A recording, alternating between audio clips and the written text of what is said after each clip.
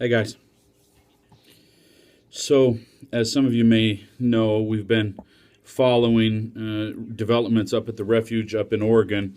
I'm listening live right now to the live feed. I'm sure some of you all are watching that live feed.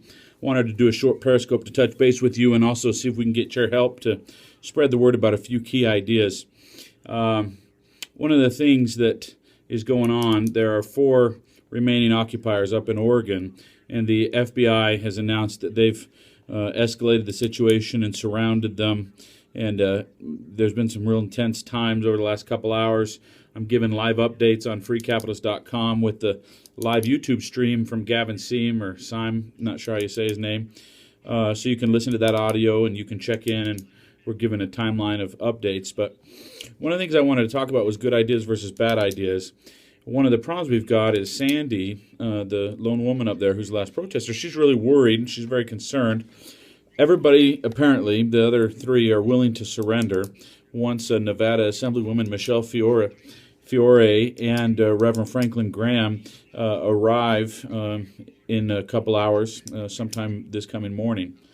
And Sandy was the last holdout, and here's what she was saying. She was saying that she didn't want to go to courts because there's no victory in courts. And I'm concerned about this branch of the Liberty Movement, including Gavin and Ammon and others, who continue to spread this message that there is no victory in the courts and there is no justice in the courts.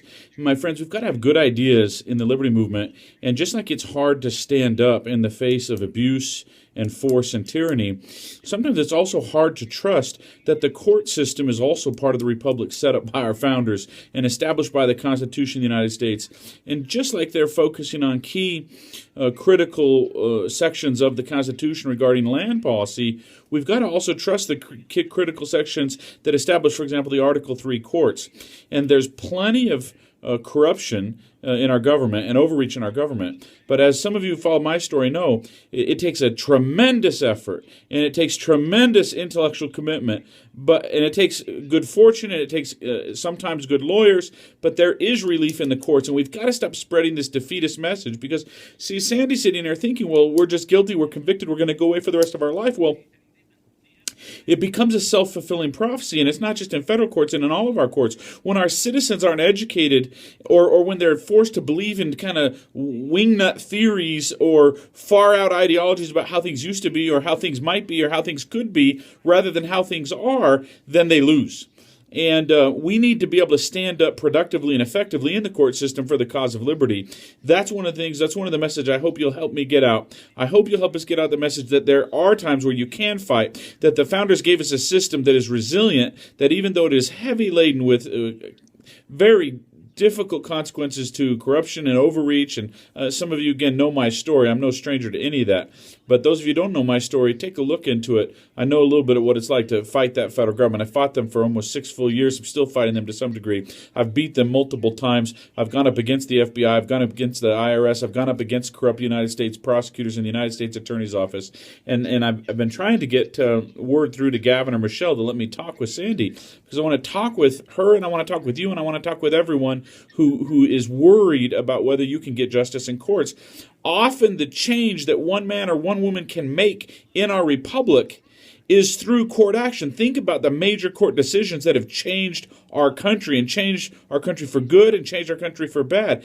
We cannot abandon 1/3 of this republic. We've got to mentally and intellectually exercise our commitment to stand up for liberty and freedom wherever strategically we have the opportunity to make real and lasting change. So that's my message for you. I hope you'll help me share that. In the meantime, I hope you'll check out freecapitalist.com for those live updates. And then one last thing, if you would invite your liberty-minded friends to the Free Capitalist group on Facebook.